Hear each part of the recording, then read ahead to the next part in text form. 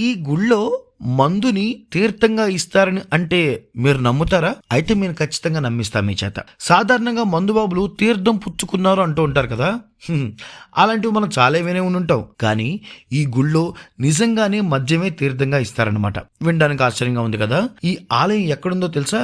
ఏ గుళ్ళోనైనా స్వీటో హాటో ప్రసాదంగా పెడతారు. కానీ ఈ గుళ్ళో మద్యం జాగ్రత్తగా చేతిలో పోసి తాగేనాయన అంటారు. ఇది ఉజ్జయినిలోని శివుడి ప్రతిరూపమైన కాలభైరవనాథ్ ఆలయంలో ఉంటారనమాట. ఇక్కడ నైవేద్యంతో సహా దేవుడికి సమర్పించుకునే ప్రతి దాంట్లోనూ మద్యంతోనే తయారు చేస్తారు. అది విస్కీ కావచ్చు లేదా వైన్ కావచ్చు. కాలభైరవుడి నోట్లో ఆల్కహాల్ కూడా పోస్తారు. దాన్నే తీర్థంగా భక్తులకి ఇస్తారనమాట.